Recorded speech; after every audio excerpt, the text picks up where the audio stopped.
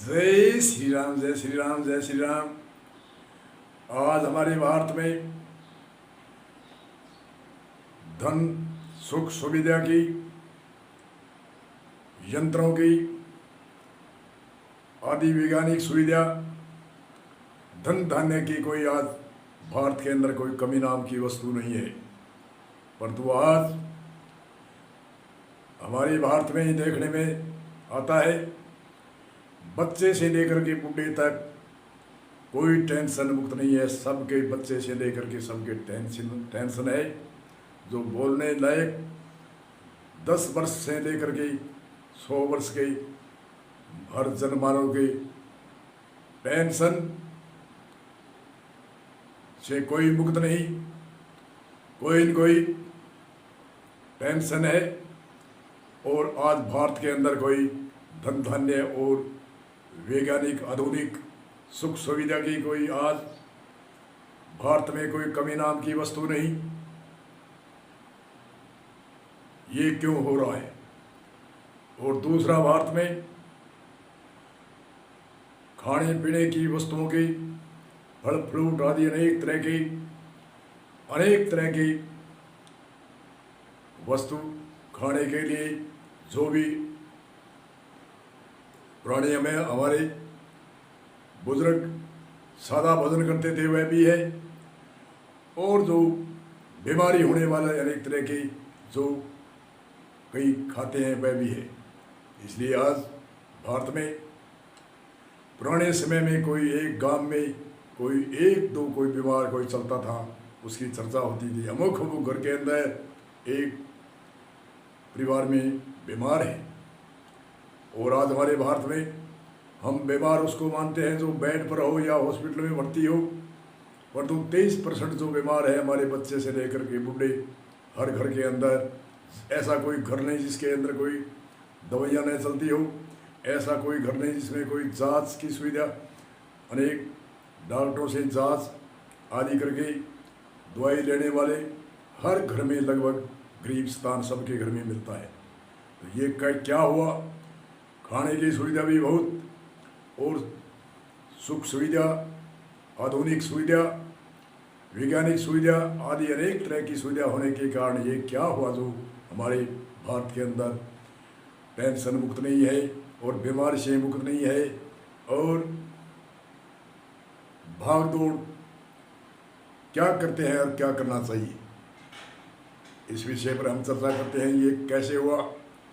आज से हम पूर्व के 100 सालों के पीछे के समय को चर्चा हम करते हैं या सुनते हैं। उन समय में इतनी सुख सुविधा नहीं थी, न तो कोई किसी के टेंशन थी। कोई टेंशन कोई के दुखे के कोई गांव में कोई होती थी और बाकी बीमार तो कोई गिनती के कोई मनुष्य होते थे। और सब स्वस्थ थे और सबकी बॉडी और सबकी लंबाई और सबकी खुराक आदि अनेक तरह के सादा भोजन होता था। और आज अनेक तरह की भोजन के सामग्री खाने के लिए है, जो खाने के लिए है, टेंशन से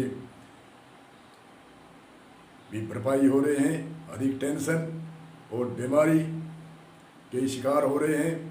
कोई बीमारी से मुक्त नहीं है, कोई टेंशन से मुक्त नहीं है। इसलिए ये क्या हुआ, क्या कारण हुआ जो हमारे देश में जो सोचने समझने वाली शक्ति भी कोई गायब हो गई, जो हम सोच भी नहीं सकते भी ये क्या हो रहा है। तो आज वर्तमान पीढ़ी में क्या होगा और आगे भावी पीढ़ी में आने वाली में क्या होगा, इसका हमने कोई भी चिंता नहीं करी। आज तो हम वर्तमान में हैं, राम नाम सत्य बूढ़े हैं, वो हो जाएंगे। परंतु आगे वर्तमान में जो भावी पीढ़ी आने वाली है उसका क्या हाल होगा? क्या ऐसा ही चलते रहेगा? टेंशन और ऐसी बीमारियाँ चलती रहेगी। ऐसे ही बोना पर छोटे छोटे बच्चे की कद और छोटे छोटे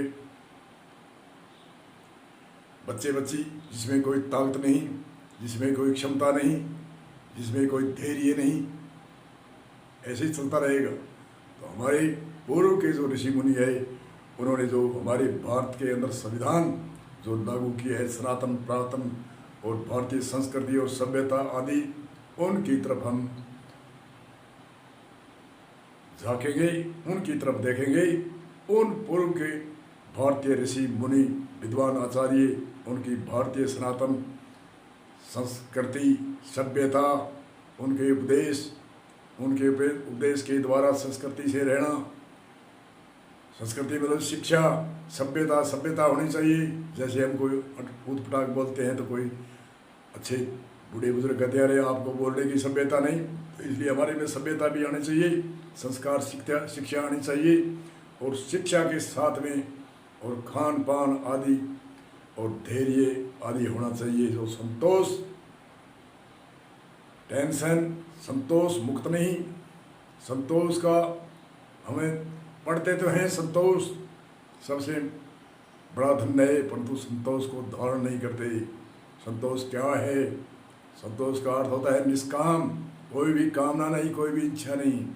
आज यही तो टेंशन है, ये हो गया तो ये और होना चाहिए, ये हो गया तो ये होना चाहिए, और जो ज़रा आगे से आगे इच्छा बढ़ेगी उनमें नुकसान भी होगा, मुनाफा भी होगा। नुकसान होता है तो रोते हैं, टेंशन करते हैं, और जो लाभ होता है तो उसमें हंसते हैं। यही तो टेंशन है, संकल्प विकल्प करना ही तो टेंशन है।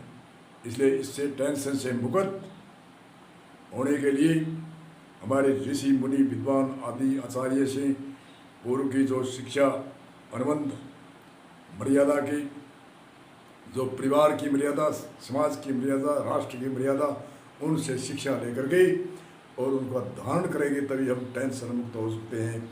आयुर्वेद आचार्य के द्वारा जो भी हमारी दिनचर्या और स्वास्थ्य के लिए उनको धारण करेंगे तभी हम बीमारी से मुक्त होंगे। और ऋषि मुनि आचार्य विद्वानों के जो सूत्र है, सनातन संस्कृति सभ्यता संस्कार आदि, इनको अपनाएंगे तभी हम टेंशन मुक्त होंगे।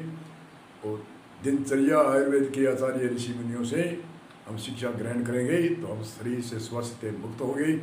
और इस वर्तमान पीढ़ी को भी सावधान करेंगे और भावी पीढ़ी, आने वाली पीढ़ी है, उनको भी सावधान करेंगे। इसलिए अगले सूत्र में बताते हैं संतोष का स्वरूप क्या है, जिस स्वरूप से हमारे संतोष के स्वरूप से जो हमारे ज्ञान होता है, उस ज्ञान के बारे में आगे बड़ी सटीक चर्चा करेंगे। इसलिए यहाँ एक विराम देते हैं। बोलो जय श्री राम, जय श्री राम।